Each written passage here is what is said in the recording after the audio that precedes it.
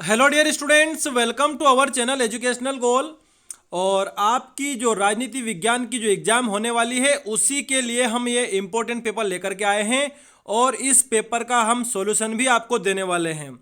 तो जो भी हमारे चैनल पर नए हैं उनसे रिक्वेस्ट है कि चैनल को सब्सक्राइब करें, साथ ही साथ हमारे टेलीग्राम चैनल एजुकेशनल गोल को भी ज्वाइन कर लीजिए ताकि हम सीधे तौर पर आपको वीडियो भेज सके। यहाँ आप देख रहे हैं समय 3 घंटे और जो पूर्णांक है वो है 80 नंबर। ठीक है, एक एक प्रश्न का उत्तर दिया जाएगा, आपको वीडियो के अंत तक बने रहना है और ये पेपर आपके लिए बहुत ज़रूरी होने वाला है। ठीक है, देखिए पहला प्रश्न है, शीत युद्ध युद्ध का चरम बिंदु था, क्या था? आप सभी को पता होगा, आप इतने एग्जाम दे चुके हैं, अब तक 2-3 एग्जाम दे चुके हैं। क्यूबा मिसाइल संकट। ठीक है, अब उसके बाद अगला प्रश्न है, प्रथम विश्व युद्ध की समय अवधि थी, तो कब से कब तक थी? 1939 से 1945 तक। ठीक है, उसके बाद अगला प्रश्न है, यूरोपियन यूनियन की मुद्रा है, तो क्या मुद्रा है? यूरो है। ठीक है, कुछ कुछ तो आपको प्री बोर्ड जैसा ये लग रहा होगा। ठीक है, अब आगे बढ़ते हैं हम।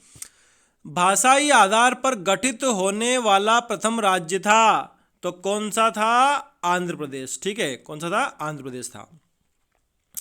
अब उसके बाद अगला है, भारतीय संविधान कब बना, तो इसकी तारीख है 26 नवंबर 1949। ये आप देख रहे हैं आ वाला। ठीक है, उसके बाद अगला प्रश्न पूछा है कि पेंटागन क्या है, तो देखिए क्या है, ये अमेरिकी रक्षा विभाग का क्या है? मुख्यालय। ठीक है, तो इसमें आ वाला आ जाएगा।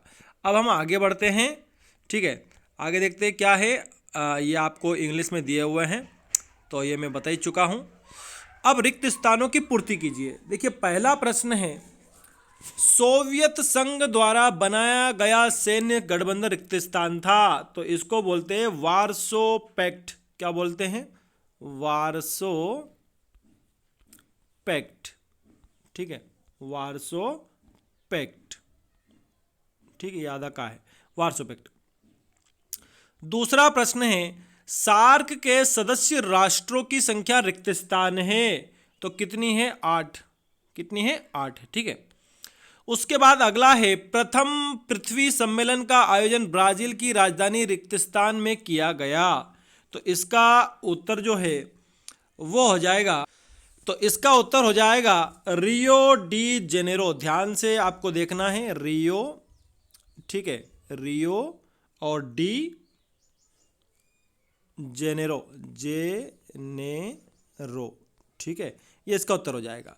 आगे देखिए, यूनिसेफ का मुख्यालय आप सभी को पता है न्यूयॉर्क में। तो आपकी भी पढ़ाई में कोई क्वेश्चन हो या कोई डाउट हो या कोई कॉन्सेप्ट समझ में नहीं आ रहा है, चाहे वो बोर्ड्स का हो या जेई नीट का, पढ़ाई में कोई भी दिक्कत आ रही है, तो उसका सॉल्यूशन है फिलो ऐप। फिलो ऐप आपको किसी भी टाइम आपके डाउट्स को क्लियर करके देगा। बस आपको करना क्या है कि इस ऐप को प्ले स्टोर या ऐप स्टोर से डाउनलोड करना है और अपने फोन नंबर से साइन अप कर ले और अपने क्वेश्चन की फोटो खींचे हैं उसे टाइप करके सबमिट कर दे, और फिलो आपको 60 सेकेंड्स के अंदर इंडिया के टॉप एक्सपर्ट से लाइव कॉल पे कनेक्ट कर देगा। आपके क्वेश्चन में आप कहना चाहते हैं कि बल्ब की पावर कितनी है। अगर बल्ब जो है वो 220 वोल्टेज पर ऑपरेट हो रहा है, राइट। इस बैटरी का जो वोल्टेज है वो आपको गिवन है 220। तो ये आपको सिंपल रिलेशन हो गया यहाँ पर। अब अगर कोई आपको और डाउट है तो आप बताइए। No sir, thank you. So guys, it's top simple. Have any question just ask Filo. इस ऐप की लिंक डिस्क्रिप्शन में जाके वहां से इजीली डाउनलोड कर सकते हैं। में न्यूयॉर्क। ठीक है, न्यूयॉर्क। अगला है, स्वतंत्रता के समय भारत में देशी रियासतों की संख्या रिक्त स्थान थी, तो कितनी थी? 562। ठीक है, कितनी थी? 562 थी। अब आगे देखते हैं हम। संपूर्ण क्रांति का आह्वान रिक्त स्थान के द्वारा किया गया, उनका नाम था जय प्रकाश नारायण। जय प्रकाश नारायण। ठीक है, नारायण, ये नारायण। अब अगला है, चकमा शरणार्थी रिक्त स्थान देश से आए, तो ये कौन से देश से आए? पूर्वी पाकिस्तान से। क्या जाएगा इसमें? पूर्वी पाकिस्तान। ठीक है, पूर्वी पाकिस्तान। अब ये रिक्त स्थान इंग्लिश में, मैं ऑलरेडी आंसर बता चुका हूं। अब आगे देखते हैं हम, एक वाक्य में उत्तर दीजिए। ठीक है। पहला प्रश्न है, सोवियत संघ विघटन के बाद विश्व की राजनीति हो गई थी। तो देखिए इसका उत्तर मैं आपको बता रहा हूं। जैसे ही सोवियत संघ का विघटन हुआ तो विश्व में एकमात्र जो महाशक्ति थी वो कौन रह गई थी? अमेरिका। ठीक है, क्योंकि अब वो तो खत्म हो गया, तो एकमात्र महाशक्ति क्या बन गई? फिर अमेरिका बन गई। ठीक है, और विश्व का स्वरूप एक ध्रुवीय हो गया, क्योंकि एकमात्र कौन बच गया? अमेरिका, विश्व में सबसे शक्तिशाली देश। ठीक है, अब अगला है, अंतर्राष्ट्रीय न्यायालय का मुख्यालय कहाँ पर है? तो देखिए इसका उत्तर हो जाएगा हेग में। क्या हो जाएगा? हेग में। और आप कोष्टक में लिख देंगे, कोष्टक में आपको लिखना पड़ेगा नीदरलैंड। ठीक है, क्या लिखेंगे आप कोष्टक में? नीदरलैंड, नीदरलैंड, क्योंकि ये कहाँ पर है? नीदरलैंड में। आप आगे क्या लिख देंगे? हेग, हेग में। ठीक है, अब अगला प्रश्न है, भारत में प्रथम आम चुनाव कब हुए थे? तो देखिए 1952 में प्रथम आम चुनाव भारत में हुए थे। ठीक है, अब उसके बाद अगला है, जय जवान जय किसान का नारा किसके द्वारा दिया गया?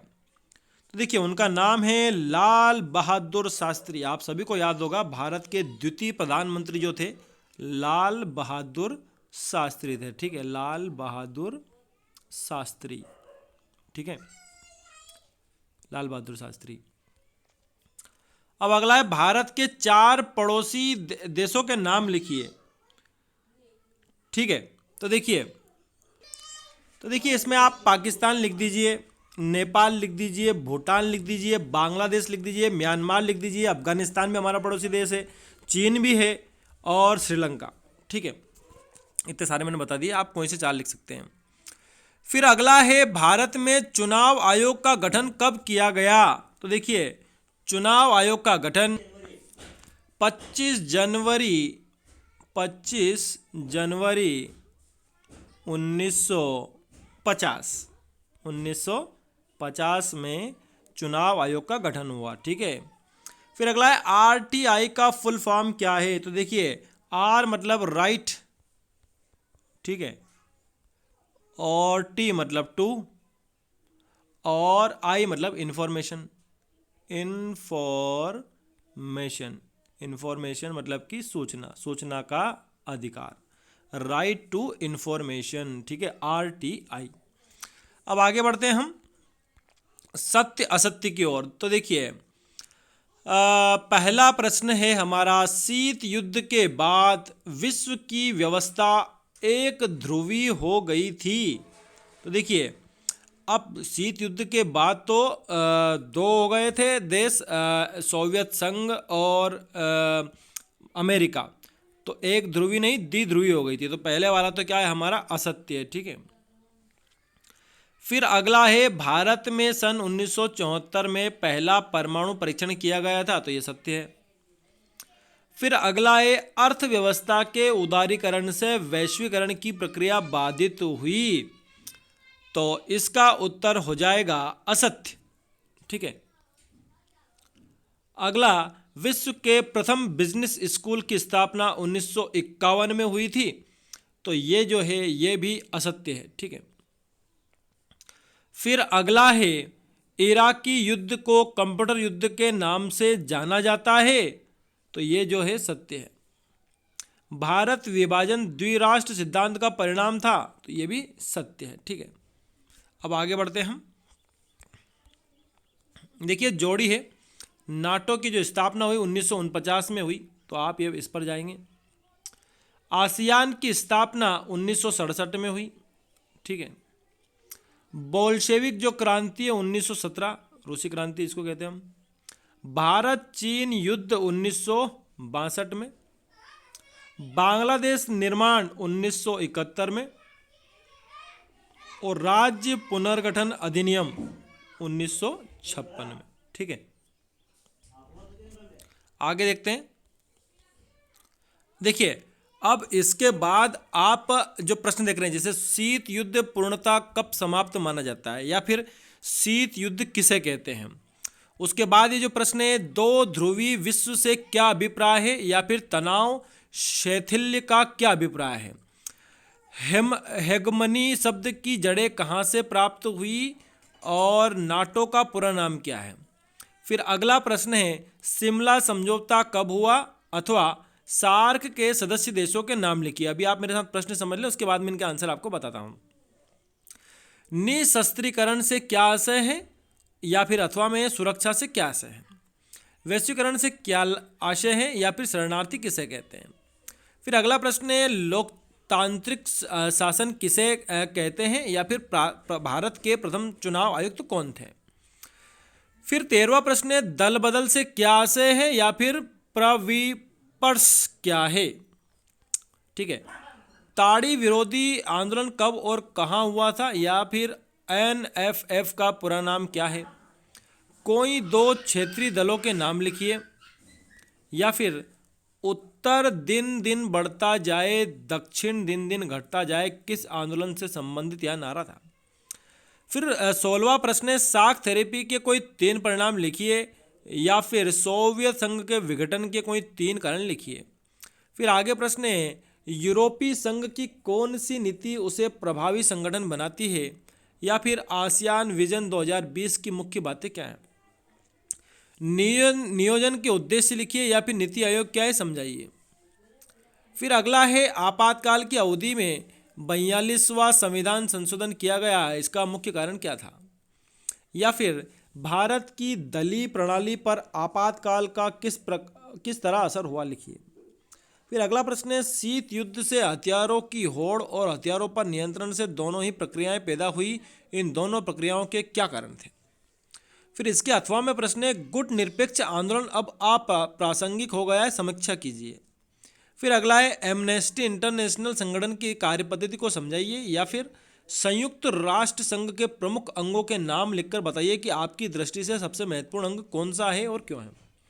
फिर अगला प्रश्न है राज्य पुनर्गठन आयोग के प्रमुख कार्यों एवं दी गई सिफारिशों की व्याख्या कीजिए, या इसके अथवा में एक स्वाधीन राष्ट्र के रूप में भारत को किन किन चुनौतियों का सामना करना पड़ा लिखिए।